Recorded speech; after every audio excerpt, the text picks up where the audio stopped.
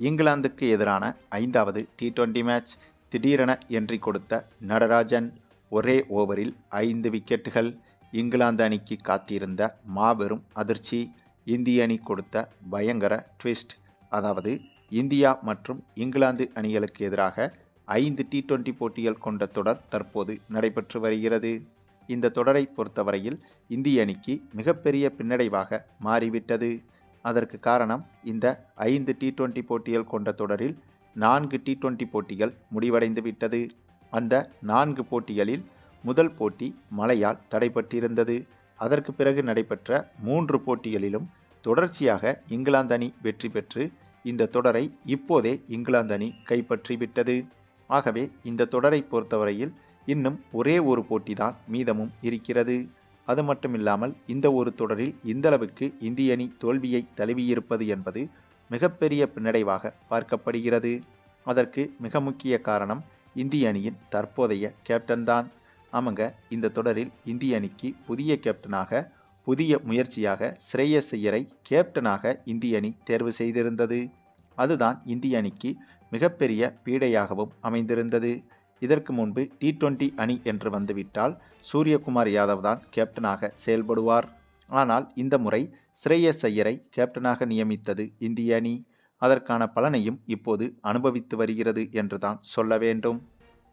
அதுவும் இந்த இங்கிலாந்து தொடரும் சரி, இதற்கு முன்பு நடைபெற்ற அயர்லாந்துக்கு எதிரான தொடரிலும் சரி, இதே இந்திய அணிதான் ஸ்ரேயஸ் ஐயர் தலைமையில் களமிறங்கியது.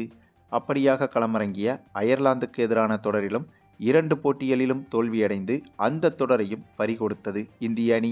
இப்போது இங்கிலாந்துக்கு எதிராக நடைபெற்ற இந்த டி20 தொடரையும் ஒரு போட்டி மீதம் இருக்கும் போதே பறிகொடுத்து விட்டது இந்திய அணி. அதுவும் இந்திய அணியில் தற்போது சிறந்த வீரர்கள் இருக்கின்றனர். குறிப்பாக சூரியவன்சி போன்ற இளம் அதிரடி மன்னன்களும், இவரைப் போலவே அபிஷேக் சர்மா, இசான் கிசான், திலக் வர்மா, சிவம் தூபே என வரிசையாக அதிரடி மன்னன்கள் இருந்த போதும் கூட இந்த தொடர்களில் தொடர் தோல்வி என்பது தற்போதைய கேப்டன்சியான ஸ்ரேயஸ் ஐயரைத்தான் சேரும். ஏனென்றால் இப்படிப்பட்ட அதிரடியான வீரர்களை வைத்துக்கொண்டு சரியாக இந்திய அணியை கையாளத் தெரியாத அந்த ஒரு அணுகுமுறைதான் நன்றாகவே பார்க்க முடிகிறது. அதாவது அந்த ஒரு அணுகுமுறையால் தான் இந்திய அணி இந்தளவுக்கு திணறுவதை நன்றாகவே பார்க்க முடிகிறது. அதிலும் இதை உறுதிப்படுத்தும் விதமாக இந்த இரு அணிகளுக்கு எதிராக அதிகாரப்பூர்வ போட்டிகளில் மட்டும்தான் இந்திய அணி இந்தளவுக்கு சொதப்புகிறது. அதே போல இந்த இரு அணிகளுக்கு எதிராக நடைபெற்ற வார்ம் அப் மேட்சுகளில் எல்லாம் இந்திய அணி சிறப்பாகவே விளையாடி காட்டுகிறது. பொதுவாக வார்ம் அப் மேட்ச் என்று வந்துவிட்டாலே கேப்டனின் செயல்பாடுகள் இருக்காது. முழுக்க முழுக்க பயிற்சியாளர்களின் அணுகுமுறையில்தான் வார்ம் அப் மேட்சுகள் நடத்தப்படும். ஆகவேதான் வார்ம் அப் மேட்சுகளில், அதாவது இந்த இங்கிலாந்து தொடருக்கு எதிராக இடையிடையே நடைபெற்ற வார்ம் அப் மேட்சுகள் நிறைய நடைபெற்றது. அப்படியாக நடைபெற்ற வார்ம் அப் மேட்சுகள் அனைத்திலும் இந்திய அணி அபாரமான முறையில் வெற்றிகளை குவித்தது. ஒரு வார்ம் அப் மேட்சுகளில் கூட தோல்வியை இந்திய அணி தழுவவில்லை. அந்தளவுக்கு சிறப்பாக விளையாடிய இந்திய அணி அதிகாரப்பூர்வ போட்டிகள் என்று வந்துவிட்டால் மொத்தமாக முடங்கிவிடுகிறது. ஆகவே இதிலிருந்தே தெரிகிறது இந்திய அணியின் கேப்டன்சி தான் தற்போது இந்திய அணிக்கு மிகப்பெரிய தலைவலியாக மாறியுள்ளது என்று. இந்த சூழலில்தான் இந்த தொடரை ஏற்கனவே இந்திய அணி இழந்துவிட்டது. ஆகவே இதற்கு பிறகாவது இந்திய அணியில் சில மாற்றங்களை செய்ய வேண்டியது அவசியம் என்பதை தற்போது இந்திய அணி நிர்வாகம் உணர்ந்துவிட்டதுதான். அதனால்தான் இங்கிலாந்து அணிக்கு எதிரான 5வது டி20 போட்டியில் இந்திய அணியில் இதுவரை வாய்ப்பு கொடுக்காத சில வீரர்களுக்கு வாய்ப்பு கொடுக்க வேண்டும் என்று இந்திய அணி நிர்வாகம் முடிவெடுத்திருக்கிறது. அதனைத் தொடர்ந்து இந்த இரு அணிகளுக்கு எதிரான 5வது டி20 போட்டியை முன்னிட்டு நடைபெற்ற வார்ம் அப் மேட்சில் இந்திய அணி எந்த வீரர்களை வேண்டுமானாலும் பயன்படுத்தலாம். ஏனென்றால் அதிகாரப்பூர்வ போட்டி என்று வந்துவிட்டால்தான் ஸ்குவாடில் உள்ள வீரர்களை மட்டுமே பயன்படுத்த முடியும். ஆனால் வார்ம் அப் மேட்ச் என்று வந்துவிட்டால் இந்திய அணி வீரர்களில் யாரை வேண்டுமானாலும் இந்திய அணி பயிற்சிக்காக பயன்படுத்தலாம். அப்படித்தான் இந்த 5வது டி20 போட்டிக்கான பயிற்சி ஆட்டத்தில் திடீரென நடராஜனை இறக்கிவிட்டது இந்திய அணி. அதாவது கடந்த ஓரிரு வருடங்களாகவே நடராஜனின் பந்துவீச்சு என்பது IPLலில் மிக சிறப்பாக எடுபடவில்லை. ஆனால் சமீப நாட்களாக உள்ளூர் போட்டிகளில் விளையாடி வந்த நடராஜன் சூப்பராக பந்து வீசியிருக்கிறார். ஆகவே அதை மனதில் வைத்து தற்போது நடராஜனுக்கு இந்த ஒரு தொடரில் இந்திய அணி வாய்ப்பு கொடுத்து பார்த்தது. அதுவும் இந்த இங்கிலாந்துக்கு எதிரான தொடரை பொறுத்தவரையில் பேட்டிங்கில் இந்திய அணி சொதப்பினாலும் கூட பவுலிங்கில் சொல்லும்படியான பவுலர்கள் பெரும்பாலும் இல்லை என்றுதான் சொல்ல வேண்டும். அதனால்தான் இந்திய அணி மாங்குன்னு எடுக்கும் ரன்களை இங்கிலாந்து அணி எளிதாக எடுத்து விடுகிறது. ஆகவே தற்போதைய இந்திய அணியில் பந்து வீச்சுக்கு பற்றாக்குறை இருப்பதை உணர்ந்துதான் நடராஜனுக்கு ஒரு வாய்ப்பை கொடுத்து பார்த்தது இந்திய அணி.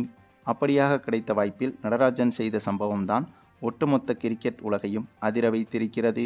ஆமாங்க, நம்முடைய நடராஜன் இந்த போட்டியில் களமிறங்கி ஒட்டுமொத்த கிரிக்கெட் ரசிகர்களையும் இவர் பக்கம் திரும்பி பார்க்க வைத்திருக்கிறார். இந்த போட்டி தொடங்கி முதலில் பேட்டிங் செய்த இங்கிலாந்து அணியை பொறுத்தவரையில் முதல் 8 ஓவர்களிலேயே 29 ரன்கள் மட்டுமே தான் எடுத்திருந்தது. அதுவும் 6 விக்கெட்டுகளையும் இழந்திருந்தது. இதற்கு மிக முக்கிய காரணம் நம்முடைய நடராஜன் தான். ஏனென்றால் இந்த போட்டியில் நடராஜன் பந்து வீச களமிறங்கி 3 ஓவர்கள் மட்டுமே வீசி 7 விக்கெட்டுகள் வரை வீழ்த்தியிருந்தார்.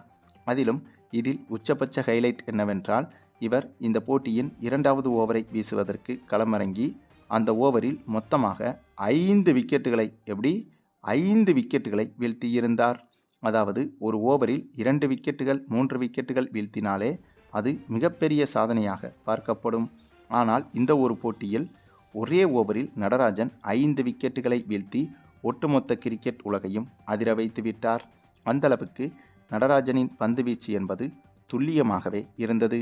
மேலும் நடராஜன் இந்தளவுக்கு துல்லியமாக சிறப்பான முறையில் பந்து வீசியதால் அந்த ஒரு மனநிலை என்பது மற்ற இந்திய பவுலர்களுக்கும் பரவியது என்றுதான் சொல்ல வேண்டும். பொதுவாகவே ஒரு அணியில் ஏதேனும் ஒரு பவுலர் சிறப்பாக பந்து வீசிவிட்டாலே அதனுடைய தாக்கம் மற்ற பவுலர்களுக்கும் வந்துவிடும். அதனால் ஓரளவுக்கு அனைத்து பவுலர்களுமே சிறப்பாக பந்து வீசுவார்கள். அதே போலத்தான் இந்த போட்டியில் நடராஜன் சிறப்பான தொடக்கத்தை தொடங்கி வைக்க அதை அப்படியே மற்ற பவுலர்களும் பிடித்து கொண்டு சிறப்பாக பந்து வீசி இங்கிலாந்து அணியை இந்த போட்டியில் வெறும் 75 ரன்களிலேயே ஆல் அவுட் ஆக்கிவிட்டனர். பின்னர் இந்த ஒரு இலக்கை சேசிங் செய்ய களமிறங்கிய இந்திய அணியை பொறுத்தவரையில் வெறும் 4 ஓவரில் 75 ரன்களை கடந்து அபாரமான முறையில் வெற்றியையும் பெற்றது. இந்த ஒரு வெற்றி என்பது நடராஜனால் தான் சாத்தியமும் ஆனது. ஆகவே இதுவரை இந்திய அணிக்கு பந்து வீச்சிலும் குறைபாடுகள் இருந்தது என்பது உண்மைதான். அதை நடராஜன் போன்ற பவுலர்களால் சரிகட்ட முடியும் என்பதற்கு இந்த ஒரு போட்டியே உதாரணம். மேலும் ஒரு அணியில் அனைத்து பவுலர்களும் சிறப்பாக பந்து வீச வேண்டிய அவசியமும் கிடையாது. ஏதேனும் ஒரு பவுலர் சிறப்பாக பந்து வீசினாலே அதனுடைய தாக்கம் மற்ற பவுலர்களுக்கும் பரவி மற்ற பவுலர்களும் சிறப்பாக பந்து வீசுவார்கள் என்பதற்கு இந்த ஒரு போட்டியே உதாரணம். அதாவது நடராஜன் மூலம் அது இந்த போட்டியில் உறுதி செய்யப்பட்டது. மேலும் இந்தளவுக்கு சிறப்பாக பந்து வீசும் நடராஜனை இந்த T20 தொடரில் பயன்படுத்த முடியாவிட்டாலும் அடுத்து வரும் ஒரு நாள் தொடரிலாவது இந்திய அணி பயன்படுத்த வேண்டும் என்பதுதான் இந்திய ரசிகர்களின் எதிர்பார்ப்பாகவும் இருக்கிறது.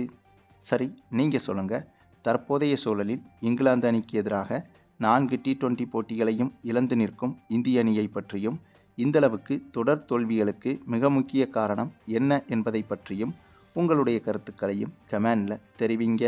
அதே போல் 2.0 மீண்டும் களமிறங்கி இருக்கும் நம்முடைய நடராஜனுக்கு இந்திய அணியில் தொடர்ச்சியாக வாய்ப்பு கொடுத்து பார்க்க வேண்டுமா என்பதை பற்றியும் உங்களுடைய கருத்துக்களையும் கமெண்டில் தெரிவிங்க. மேலும் இந்த வீடியோ பிடிச்சிருந்தா லைக் பண்ணுங்கள், மற்ற அனைவருக்கும் ஷேர் பண்ணுங்கள், மறக்காமல் நம்ம சேனலை சப்ஸ்கிரைப் பண்ணுங்கள்.